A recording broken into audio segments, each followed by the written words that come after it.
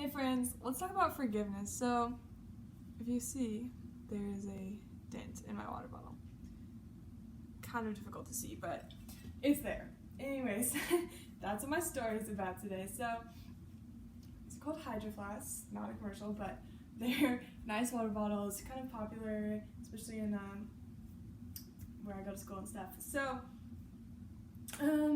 yeah, I went on a trip recently and with some friends. And my friend was like, hey, I'll take your water bottle to the car for you while you finish up inside. So, I was getting some stuff done, and I kind of hear this clink out in the garage, and I was like, I wonder what that was. And then I got in the car, and I was thirsty, so I took a drink of water, and my thumb kind of just happened to slip right into that dent kind of right away, and I just kind of thought to myself, that's weird. I didn't do that. I mean, it seemed like something I would have done. I'm a pretty clumsy person. But I did not remember denting my water bottle. I felt like I would have known because I probably would have been kind of, that gut-wrenching feeling. You're like, oh man, like that water bottle wasn't cheap. That's a hefty water bottle right there. Kind of sad when you dent them because it's kind of like you keep it all nice and you put stickers on it and everything, and then you dent it. You're like, oh man. And then it kind of gets beat up after that, It's like that first dent though, that's kind of rough. And so I was kind of like, and I kind of look over to my side and I'm like, that's what happens. And I wasn't really mad or anything. I kind of got over it really fast, and I was just kind of chuckling to myself because nobody had said anything to me, and I knew that someone in the car knew what happened to it, if you know what I mean. My friend definitely had dropped it. And so we were on this trip together, and a few days later or whatever, I was kind of like, she still hasn't said anything. I'm just going to call her out on it. So I was like, hey, is there anything you want to tell me? And I was kind of holding my water bottle with my thumb in the dent, and she kind of gives me this confused look, but you can tell she's like trying to hide her guilty conscience. And I kind of felt bad at that point, so I was like, I'm not mad. Like, I was just laughing the whole time I was trying to confront her. And, it was just a joke. And so I was like, maybe about my water bottle? And she kind of just gives me this scared look, and I was like, hey, it's fine, I'm not mad. I just was wondering when you were gonna tell me about that.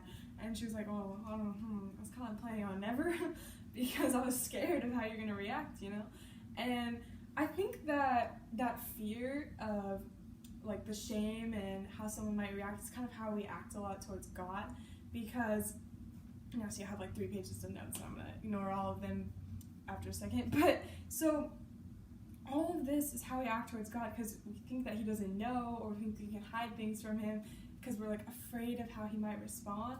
And of course he knows. Like, how silly of us to think we can hide anything from the creator of the universe, the guy who knows how many hairs are on top of our head. He has an entire plan for our life. Of course he knows every little thing we do, the good, the bad, all of it. And we use the shame and the fear of what might happen if he knows all these like ugly little things we do here and there. We use that, and that becomes the barrier between our relationship with him.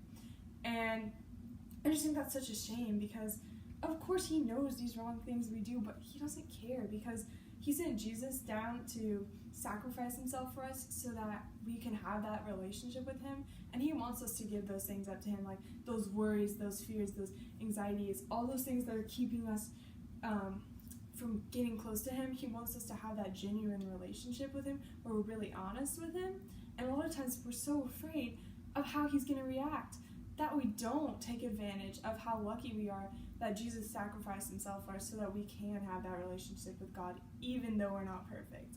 And that reminds me of 1 John chapter 1, verse 9. It says, if we confess our sins, he is faithful and just and will forgive us our sins and purify us from all unrighteousness. So all we gotta do is just say, hey, I kind of messed up, and I'm sorry.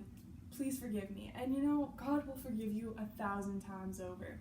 He loves us so much that none of that matters to him. Just be honest with him, because that's the best way he can help you. He knows, there's nothing you can hide. It might be kind of a scary thought, but I think it's pretty awesome, because it means he loves us so much that he's paying attention to every little thing, and he wants to help us through every little thing.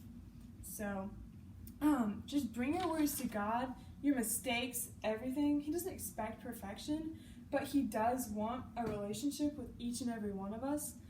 And so that's just kind of all I want to talk about today. Just pursue that relationship with Christ with the knowledge that he loves you with no exceptions, because that's pretty awesome if you ask me. Have a good day. Bye, friends.